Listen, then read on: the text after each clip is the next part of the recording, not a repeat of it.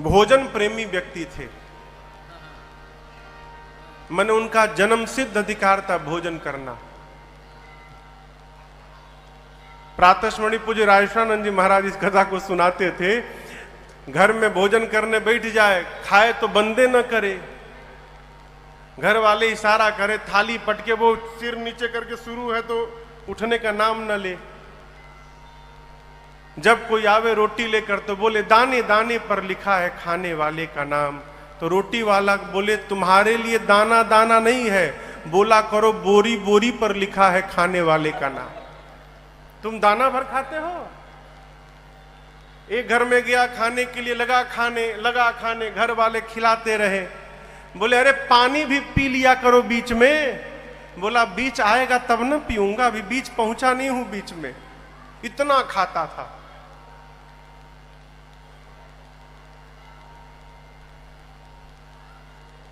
स्वामी जी कहा करते थे कोई ज्यादा नहीं खाता है, सब उतना ही खाता है जितना उसका खाता है। खाते में जितना है उससे ज्यादा कोई नहीं खाता। माई बाप घर वाले परेशान हो गए और उसे धक्का मार के बाहर निकाल दिए। अब बेचारा गया, अब करे तो करे क्या, भोजन बिना मर जाएगा। जाते जाते देखा एक आश्रम के द्वार पर एक मोटे साधु बाबा बैठे थे। मोटे एकदम, तोंद निकला है पूरा एकदम सामने। वो देखा तो बोला अरे इतने मोटे यानी बहुत खाते होंगे, इतना भोजन तो मिल ही रहा होगा इनको। तो गया प्रणाम करके बोला महात्मा जी आपके इस दिव्य सेहत का राज क्या है, क्या राज है इस स्वरूप का। बोले भीतर ना खूब चकाचक मिलता है, कोई गिनने वाला भी नहीं है, कितना खा लो। तो बोला स्वामी जी भीतर एंट्री कैसे होगी मेरी, मैं भी भीतर जाना चाहता हूं। तो बोले उसके लिए तुमको चेला बनना पड़ेगा। अब बोला काम, कुछ काम नहीं है, गुरुजी ऐसा माला देंगे, माला पकड़ के दिन भर राम राम जपना है। अब बेरा पर जाओ, थाली लेकर जितना पाना है उतना पाओ। बोला बस बस ऐसा ही जगह मैं ढूंढ रहा था, हमको तुरंत चेला बनवाइए, भोजन का टाइम हो गया है। उसको लेकर गए महात्मा जी। गुरुजी बैठे थे, बोले आओ आओ, कान में मंत्र दिए, माला झोला पकड़ाए। बोला माला बाद में जपूंगा गुरुजी, पहले भोजन का टाइम हो गया, भोजन पालू, जाओ पालू।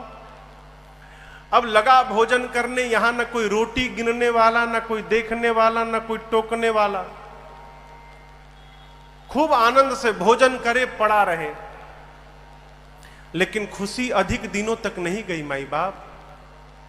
एक दिन सवेरे जलपान के समय गया तो जाकर देखा कि भंडारे में कुछ बना ही नहीं है। तो पूछा भाई आज टाइम हो गया जलपान का। बोले आज एकादशी है, कुछ बनेगा नहीं आज। क्या बोल रहे हैं, सत्य में कल मिलेगा। गया गुरुजी के पास, कहा गुरुजी कह रहे एकादशी है। हाँ बेटा आज एकादशी है, भोजन गुरुजी कल द्वादशी को। बोला गुरुजी एकादशी रह जाऊंगा तो द्वादशी देखने लायक बचूंगा नहीं मैं भोजन के लिए साधु बना हूं गुरुजी, भोजन नहीं मिलेगा मैं मर जाऊंगा गुरुजी, मुझे भोजन करना है। गुरुजी बोले देखो ये तो मानेगा नहीं, मना कर दूंगा तो चोरी छिपे खा लेगा। बोले अच्छा एक काम करो, यहां तो बनेगा नहीं, तुम राशन ले लो और राशन लेके जाओ नदी के किनारे, बना के खा लेना तुम, लेकिन ठाकुर जी को पहले भोग लगा देना फिर खाना। एक दूसरे चेले को गुरुजी बोले देखो बहुत ज्यादा खाता है ये, तो 2 आदमी का भोजन देना इसको, राशन दे देना, अपना बनाएगा। गया नदी के किनारे नहाया, 2 आदमी का राशन था, भोजन बनाया। अब बनाने के बाद गुरुजी की बात याद आई कि भगवान को भोग लगाना। सामने रखा, कहा राम जी भोग लगा लीजिए फिर मैं पाऊंगा। घंटों रटता रहा, भगवान आए ही नहीं। बार बार कहता है। यहां स्वामी जी एक भजन गाते थे, कहता है अरे मेरे राम आइए, प्रभु राम आइए, मेरे भोजन का भोग लगाइए। मेरे राम आइए, प्रभु राम आइए, मेरे भोजन का भोग लगाइए, मेरे भोजन का भोग लगाइए। अब वो घंटों कहता रहा, राम आइए, प्रभु राम आइए, भोजन का भोग लगाइए, भगवान आए ही नहीं। अंत में आ गया उसे क्रोध, बोला आखिरी बार बोलता हूं, आना है कि नहीं आना है? अब मैं बोलूंगा नहीं, और आप इस चक्कर में है कि आश्रम में पालूंगा, वहां के डर के मारे मैं इधर आया हूं। वहां के भरोसे बैठोगे तो ठन ठन गोपाल हो जाओगे, वहां बना ही नहीं है आज। इसलिए पाना है तो सीधे आके भोग लगाओ, नहीं तो मैं शुरू कर दूंगा। अब जब ऐसे बोला भगत, तो आपको बतावें उसके सामने भगवान साक्षात प्रकट हो गए हो, प्रकट हो गए। लेकिन आप तो खुशी में ताली बजा दिए, वो खुश नहीं भया, वो दुखी हो गया। क्यों? बुलाया था राम जी को, आ गए सीताराम जी, दो लोग आ गए। अब वो देखा दो आदमी का भोजन है, दो यही आ गए, तो हमारे लिए क्या बचेगा? बोला आप दो लोग आ गए? राम जी बोले हम दोनों साथ में ही रहते हैं। बोले गुरुजी तो नहीं बताए थे, बोले थे राम जी को भोग लगाना। अच्छा अब आए हैं तो पा लीजिए। मैया और भगवान पाए, थोड़ा सा उसके लिए छोड़ दिए, बेचारा आधा पेट पाया। बोला ये बताइए अगली एकादशी को भी आप दो ही लोग आएंगे ना? अभी बेचारा कंफर्म कर लिया अगली एकादशी का। राम जी बोले हाँ बस दो लोग, और कौन है? गया, अगली एकादशी आई तो गुरुजी से कहा गुरुजी आप कहते राम जी का भोग लगाना, सीता राम जी दोनों आए थे, मैं आधी पेट खाया गुरुजी, अब की बार 3 लोगों का राशन दीजिएगा। गुरुजी सोचे लगता है भूखा रह गया होगा, बहुत खाता है ना। बोले अच्छा ठीक है चलो इसको 3 लोगों का राशन दिया जाए। गया, बनाया, बनाकर फिर बुलाने लगा, अरे मेरे राम आइए, मैया साथ लाइए, मेरे भोजन का भोग लगाइए।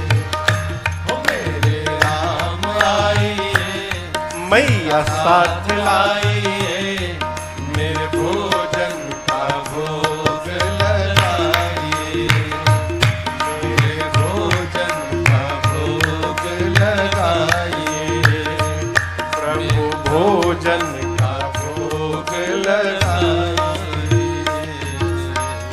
जैसे बोला प्रभु सामने आइए, मेरे राम आइए, मैया साथ लाइए। प्रकट हो गए कौन? राम जी, सीता जी और लक्ष्मण जी। अब की बार लक्ष्मण जी भी चले आए। अब लक्ष्मण जी को देखते आग बबूला हो गया, बोला ये कौन है? लक्ष्मण जी बोले प्रभु कहां लेके चले आए, इतनी आदर से बोल रहा है मुझे मेरे बारे में। राम जी बोले मेरे भाई हैं ये, पिछली बार तो नहीं आए थे। राम जी बोले कहीं फंस गए थे, आपको बताना चाहिए था ना कि ये भी आते हैं आपके साथ में, ये भी खाएंगे। राम जी बोले आए हैं तो पाएंगे ही, अब करे तो करे क्या? बोले ठीक है पा लीजिए। अब राम जी, सीता जी, लक्ष्मण जी भोग लगाए। अब फिर थोड़ा सा बचा उसके लिए, आधी पेट खा के गया। फिर पूछा अगली बार कौन कौन आएगा आज ही बताओ मुझे, और कितने लोग साथ में रहते हैं? भगवान बोले कहीं भी देखिएगा तो हम ही लोग मिलेंगे, बस 3 लोग, और कोई है ही नहीं, बस मेरे भाई और ये सीता जी, 3 लोग। गया, अगली एकादशी के दिन बोला प्रभु नहीं हो पाया था, सीताराम जी के लिए ले गया, लक्ष्मण जी भी चले आए थे, मैं फिर आधी पेट रह गया था। अब की बार जोड़ने लगा, 3 वो, 3 मत 4 मान के चलो, कहीं एक और बढ़ा के ले आए तो 4 वो और 1 मैं। बोला अब की बार 5 लोगों का भोजन चाहिए। गुरु जी बोले इतना नहीं खाएगा, इतना कैसे खा लेगा? लगता है ये राशन बेचने लगा है। अब इसको रंगे हाथों पकड़ना पड़ेगा। गुरुजी उससे कुछ नहीं बोले और दूसरे चेले से बोले इसको 5 लोगों का राशन दिया जाए। राशन लेकर गया और उसके पीछे पीछे गुरुजी चल गए छिप के कि देखूं तो करता क्या है ये। जाकर गुरुजी एक पेड़ के पीछे छिप कर बैठ गए। ये गया, स्नान किया और स्नान करके आज भोजन बनाया नहीं, बनाने के पहले ही बुलाने लगा, क्यों? देख लूं कितने लोग आ रहे हैं। लगा बुलाने, अरे मेरे राम आइए, सीताराम आइए, भैया साथ लाइए, मेरे भोजन का भोग लगाइए। ओ मेरे राम आइए, सीताराम आइए, भैया साथ लाइए, मेरे भोजन का भोग लगाइए, मेरे भोजन का भोग लगाइए, मेरे भोजन का भोग लगाइए। जैसे बिना बनाए आंख बंद करके बोलने लगा, मेरे राम आइए, सीताराम आइए, भैया साथ लाइए, आइए भोग लगाइए, प्रभु आइए। जैसे गाया प्रकट हो गए कौन? राम जी, सीता जी, लक्ष्मण जी, भरत जी, शत्रुघ्न जी, हनुमान जी। इतने लोग लगा गिन, अरे अरे बस करो बस करो बस करो। बोले आज तो हद कर दी, दो तो बढ़ाए बढ़ाए, साथ में एक बानर भी लेकर आए हैं। अब चुपचाप बैठा है, कुछ नहीं बोल रहा है। भगवान बोले कहां है, लाओ भोग लगाएं। बोले क्या लगाएं भोग? भोजन। कैसा भोजन बनाए? आज तो मैं बनाया ही नहीं। क्यों बनाऊं जब बनाने के बाद आज कुछ नहीं मिलने वाला है? पिछले दिन तो थोड़ा बच भी गया, आज 5 लोगों का लाया हूं, 6 आप ही आए हैं, एक मैं 7, तो आज तो कुछ मुझे मिलेगा नहीं। जब मिलेगा नहीं तो मैं क्यों मेहनत करूं? ये है राशन, अपने बनाओ खाओ, भोग लगा के जाओ, मैं नहीं बनाऊंगा।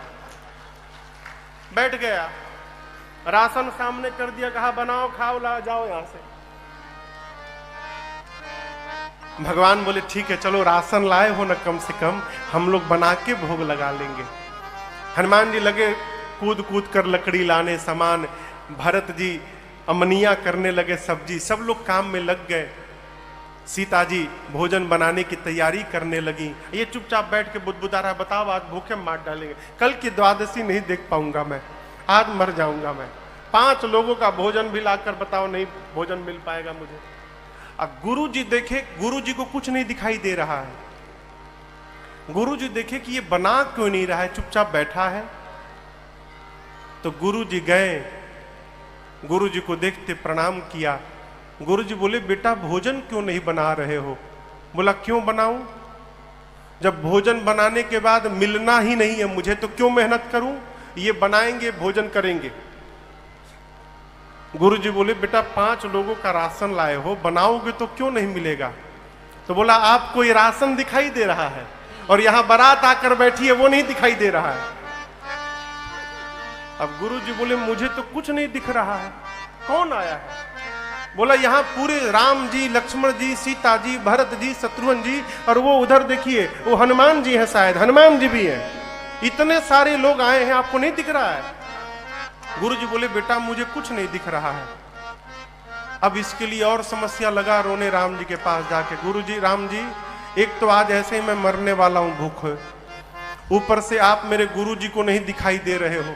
गुरु जी सोच रहे हैं कि मैं झूठ बोल रहा हूं, प्रभु इतनी बड़ी समस्या में मुझे क्यों डाले हैं आप मेरे गुरु जी को क्यों नहीं दिख रहे हैं?